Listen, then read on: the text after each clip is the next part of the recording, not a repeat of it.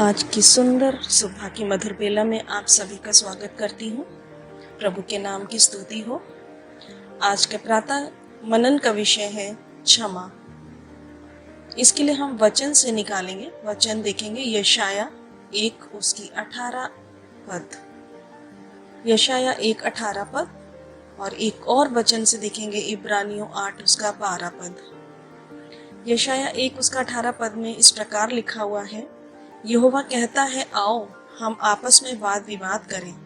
तुम्हारे पाप चाहे लाल रंग के हों तो भी वे हिम के समान उजले हो जाएंगे, और चाहे अर्गवानी रंग के हों तो भी वे ऊन के समान श्वेत हो जाएंगे। इब्रानियों 8:12, क्योंकि मैं उनके अधर्म के विषय में दयावंत हूँगा और उनके पापों को फिर स्मरण ना करूँगा। यहाँ पर इन दोनों वचनों में हम परमेश्वर द्वारा की गई प्रतिज्ञा को पाते हैं, और एक ऐसी प्रतिज्ञा जो संसार हमें नहीं दे सकता। हमारा परमेश्वर हमारे पापों से हमें क्षमा करने को हर समय तैयार है, चाहे हमारे पाप लाल रंग के हों या अर्गवानी रंग के, उनको वो श्वेत करने का वायदा करता है। जैसा कि इब्रानियों 8 उसकी 12 आयत में भी हमने देखा कि वो इस्राएल के घराने के साथ किस प्रकार की वाचा बांधने की बात करता है। प्रेरित पौलुस यहाँ बताते हैं कि प्रभु ये कहता है, मैं उनके अधर्म के विषय दयावंत हूँगा और उनके पापों को स्मरण ना करूँगा। ये प्रभु का वचन है जो हमें बताता है कि वो हमारे अपराधों को स्मरण भी नहीं करेगा। हम सभी मसीह विश्वासी ये जानते हैं कि उसने हमारे पापों को अपने ऊपर उठा लिया और उस कैलवरी क्रूस पर दुख उठाया। हमारे पापों से हमें अपना लहू बहाकर छुटकारा दिया। इसलिए क्रिस्ट का लहू क्षमा करने के लिए कितना प्रभावशाली है। जैसा वचन में लिखा है, पहला यूहन्ना 1 उसके 7वें पद में, उसके पुत्र यीशु का लहू हमें सब पापों से शुद्ध करता है। क्षमा की प्राप्ति के लिए हम अपने पापों को मानने वालों को मिलती है।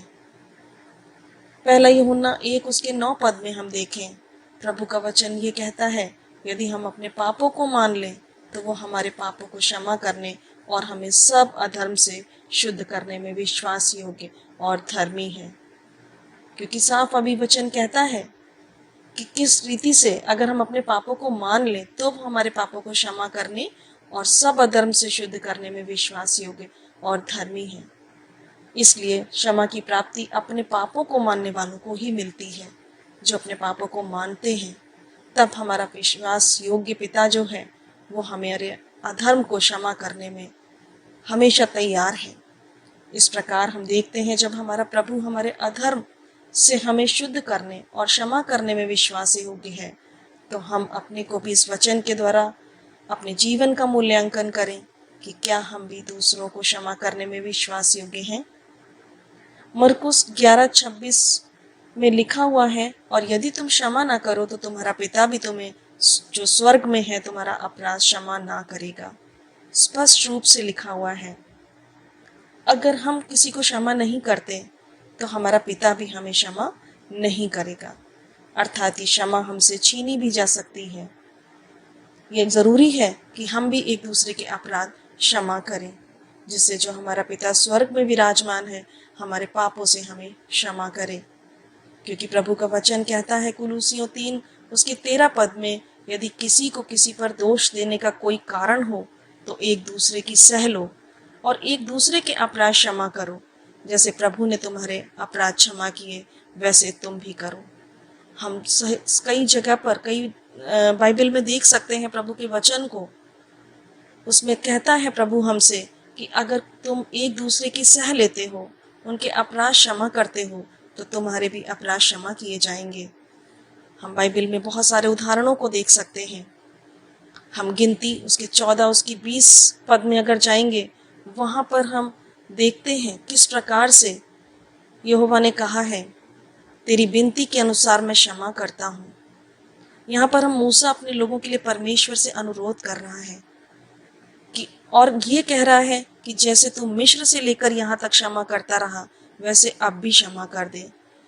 यहाँ पर मूसा अब परमेश्वर के पास जाकर अपने इस्राएलियों के लिए, अपने लोगों के लिए बचाने के लिए उनको परमेश्वर से रिक्वेस्ट करता है, विनती करता है कि उन्हें क्षमा कर दे जैसा तूने अभी तक क्षमा किया है।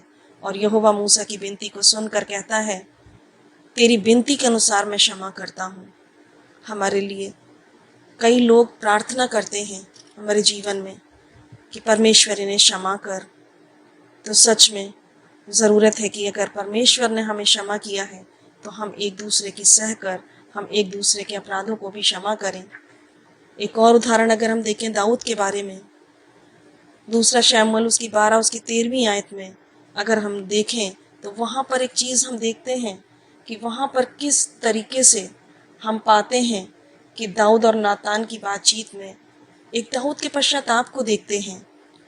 दाऊद के जीवन में परमेश्वर के उस वायदे को पूरा करते हुए पाते हैं, जैसा कि नातान कहता है, यहोवा ने तेरे पाप को दूर किया है, तू ना मरेगा।